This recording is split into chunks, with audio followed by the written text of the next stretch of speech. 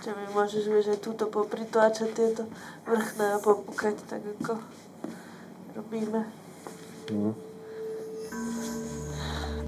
Ježiš.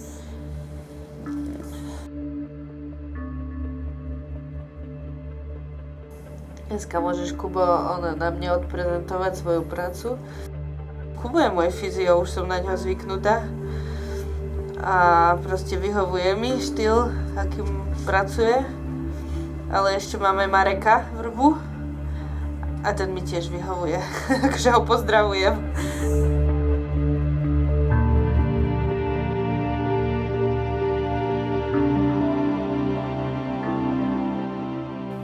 Keďže som v minulosti tiež športoval, respektíve som robil atletiku, chôdzu, tak som na strednej škole rozmýšľal, čo idem robiť ďalej a napadlo ma to ako jedna z možností. Keďže som mal aj nejaké problémy a videl som v tom celkom význam, tak asi nejak tak to začalo.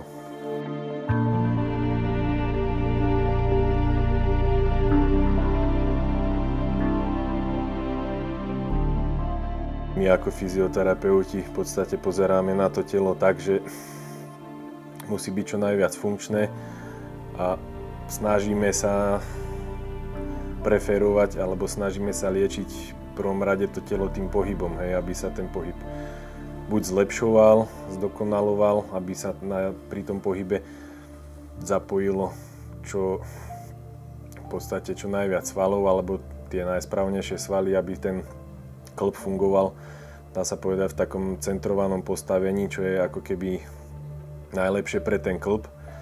Ale momentálne vlastne tí športovci sú takí ľudia, ktorí v podstate chodia až za tú hranicu ako keby tej fyziologickosti.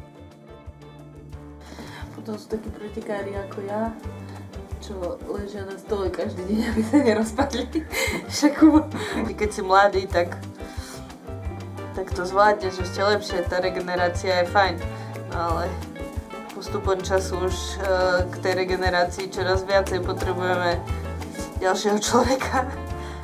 Na tej izbe niekedy som rád, že si rozložím stôl a okolo neho sa viem hýbať a tam už je to potom ťažšie, hej, aj tá manipulácia okolo toho s tými športovcami.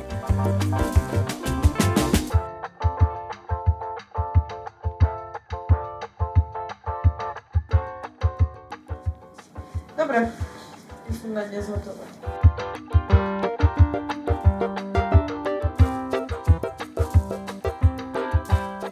To je v podstate objednávací zoznam a je to tam skrz toho, aby tí športovci to mali hneď po ruke od rána do večera a proste majú tí športovci prehľad, objednajú sa, zapíšu sa na určitú hodinu a potom to vidia aj tí druhí.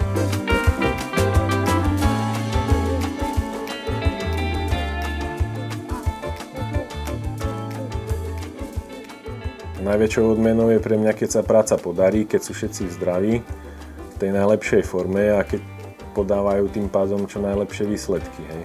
Takže asi to ma ženie dopredu, byť proste stále nachystaný, aby som všetko zvládol zo svojej strany, aby tí športovci boli fakt čo najviac zdraví a aby sa im čo najviac darilo.